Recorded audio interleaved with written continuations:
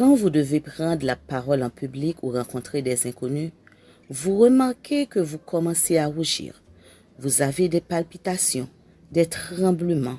Vous murmurez, vous bégayez, même vos mains sont moites. Vous devenez anxieux et une sensation de blocage vous paralyse. Vous paniquez et vous vous demandez qu'est-ce qui vous arrive. Mais saviez-vous que toutes ces manifestations sont liées à la timidité? Ben oui, la timidité est un état de gêne et de manque d'assurance ressenti face aux autres lié à la peur d'être jugé. Elle n'est généralement pas innée, mais s'installe au cours de l'enfance ou de l'adolescence. Suivez la vidéo jusqu'à la fin, on va en parler.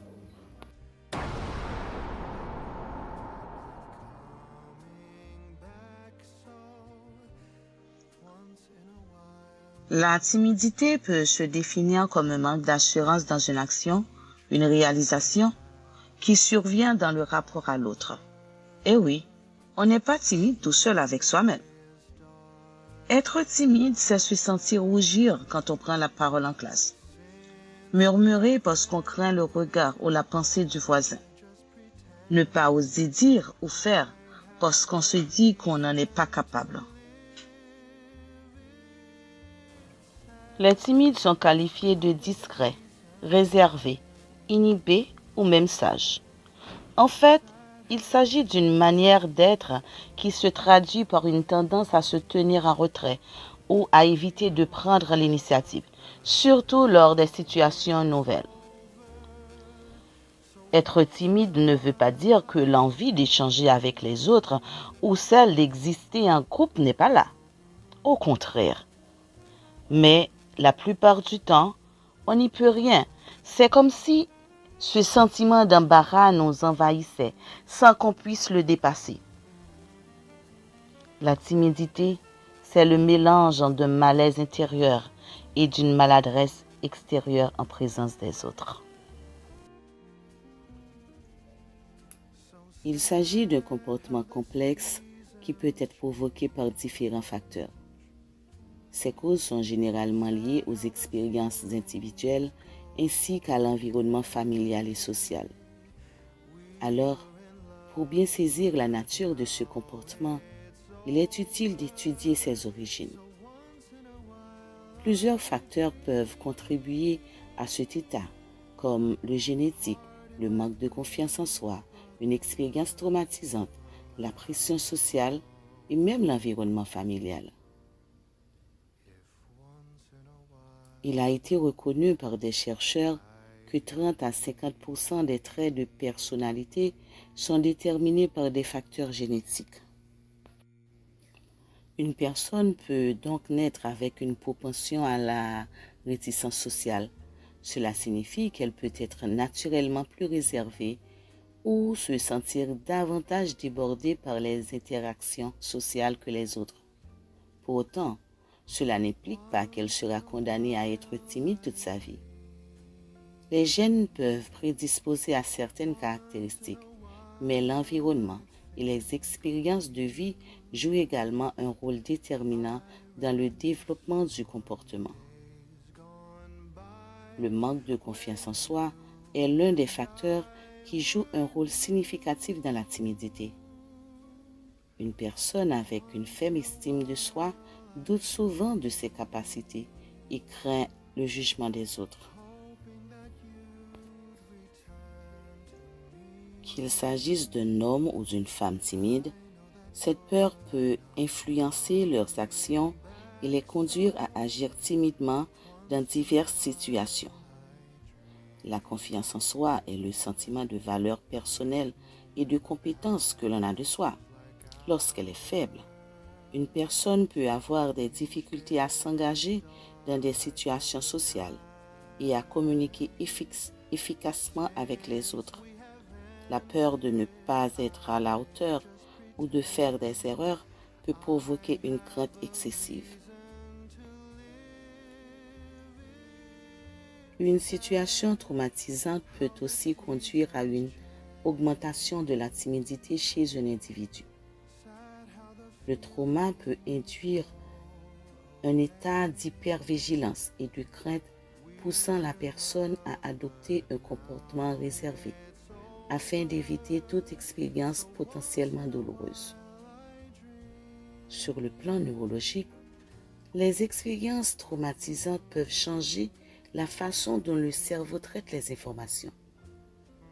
Il peut devenir plus sensible aux signaux de menaces potentielles, conduisant l'individu à se retirer ou à éviter les situations sociales qui pourraient déclencher la mémoire du traumatisme.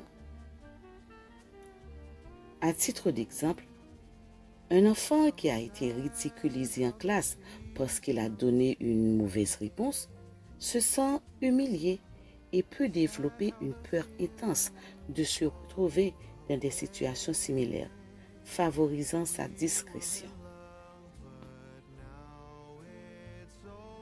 La pression sociale joue un rôle significatif dans l'apparition de cet état. Vivre dans une société qui valorise l'extraversion peut être difficile pour ceux qui sont naturellement réservés. La pression d'être en accord avec certaines normes sociales ou les craintes de faire des erreurs en public peut mener à un comportement timide. Les attentes en matière de performance ou d'apparence, le regard et le jugement des autres sont des aspects de la pression sociale qui peuvent renforcer l'insécurité. À titre d'exemple, un adulte dans un environnement de travail compétitif peut devenir réservé par peur d'être jugé négativement lors de ses prises de parole ou par ses actions.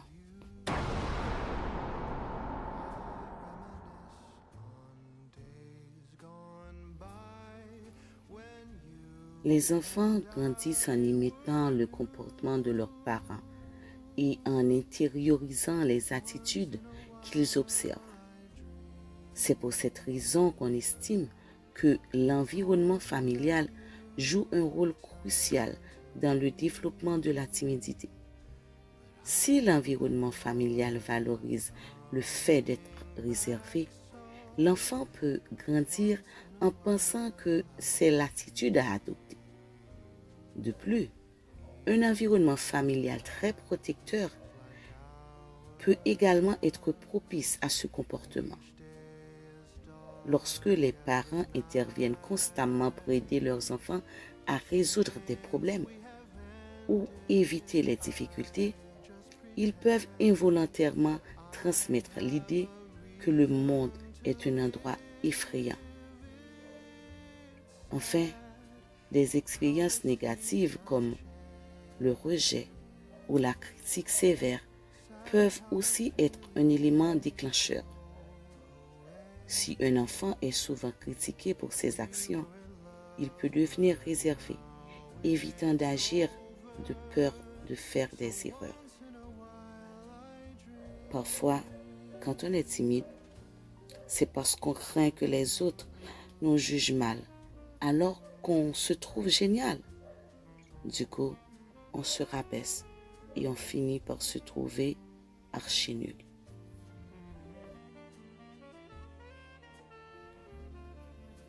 Sensation de peur, d'inquiétude, de panique ou malaise, palpitations cardiaques, sueur, tremblement, souffle court, sensation d'étouffement, nausée, pour ne citer que cela.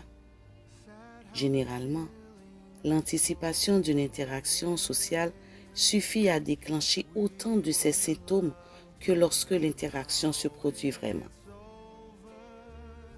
Les timides ont des caractéristiques bien documentées scientifiquement.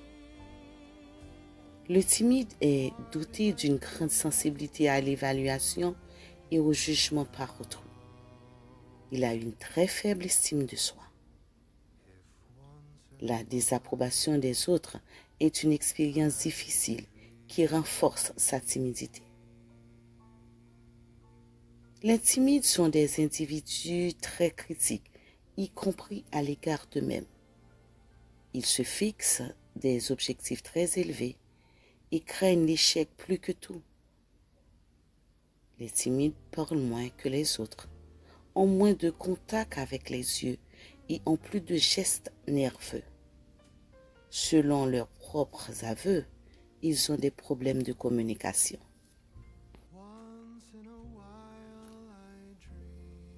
Les conséquences de la timidité peuvent être sociales. La peur du jugement et la difficulté à aller vers les autres peuvent mener à un cercle vicieux d'évitement et à la solitude. Une difficulté à élargir son cercle relationnel peut impacter la vie personnelle et freiner le développement de compétences en communication. Elles peuvent être professionnelles. La réticence à s'exprimer en réunion, à négocier ou à postuler pour des postes à responsabilité peut bloquer l'évolution professionnelle. Par peur de se mettre en avant, les personnes timides peuvent laisser passer des chances d'avancement ou des projets intéressants. Il y a aussi des conséquences psychologiques. Par exemple, la frustration, le décalage entre ce que la personne souhaite exprimer et ce qu'elle arrive réellement à communiquer génère une forte frustration. Il y a aussi l'anxiété, un mal-être profond qui s'accompagne souvent de symptômes physiques, mémoire, palpitations, souffle court, etc. Il ne faut surtout pas confondre la timidité et la phobie sociale. La timidité se manifeste par une gêne ou une réserve passagère, notamment face à des inconnus. Le malaise s'estompe souvent une fois la personne mise en confiance. La phobie sociale provoque elle-même une anxiété intense, disproportionnée et persistante. La peur du regard des autres est permanente, que ce soit en public ou lors d'interactions banales. Les symptômes physiques de la timidité sont souvent modérés, tandis que les manifestations de la phobie sociale sont intenses et incontrôlables, pouvant aller jusqu'à des crises de panique. En ce qui concerne l'impact sur la vie quotidienne, la qualité de vie peut être ou modérément altérée. La personne timide réussit à accomplir ses tâches quotidiennes et professionnelles, même si cela lui demande un effort. Pour les personnes souffrant de la phobie sociale, le fonctionnement quotidien est lourdement perturbé.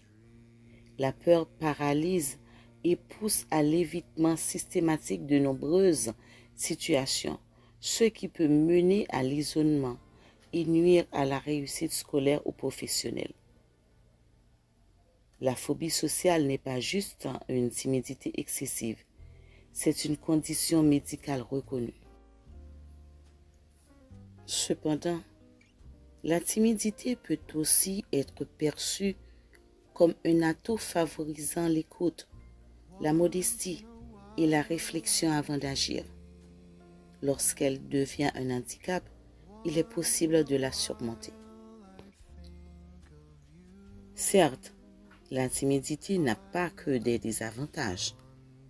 Elle sous-tend une sensibilité et un respect qui sont des qualités appréciées. Elle donne une dimension profondément humaine.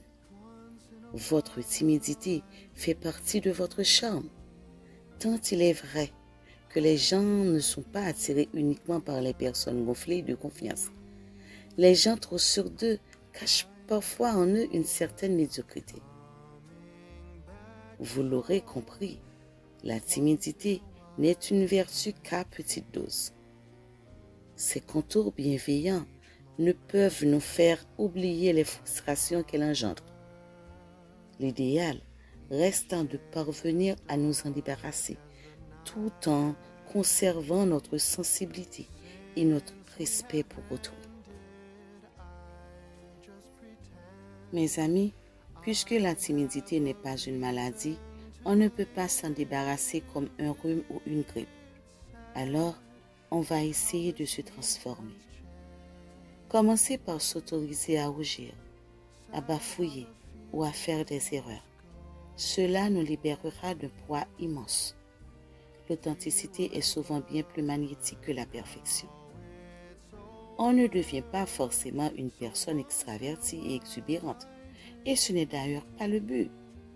Le but est d'atteindre une timidité choisie ou apaisée, un état où l'on garde sa sensibilité, son écoute et sa discrétion naturelle, mais où la peur ne nous empêche plus d'agir, de s'exprimer et de prendre notre place.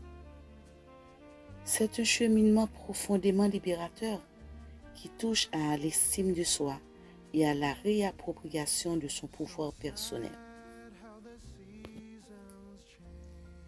Au lieu de vous focaliser sur vos propres réactions, concentrez-vous sur votre environnement ou votre interlocuteur.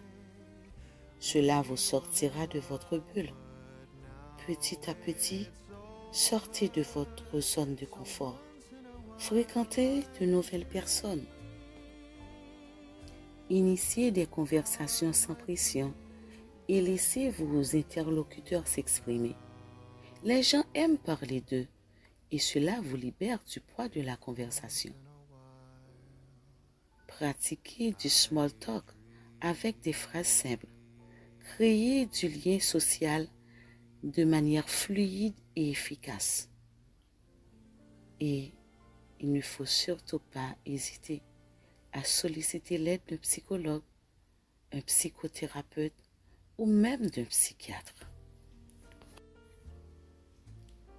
Loin d'être un simple défaut, la timidité est souvent le reflet d'une grande richesse intérieure. Qu'est-ce qui vous semble le plus difficile à gérer dans la timidité? L'anxiété que cela génère avant d'agir ou le regard des autres pendant l'action? Faites-moi savoir en commentaire et je serai ravie de partager ça avec vous. Sur ce, je vous dis bye bye.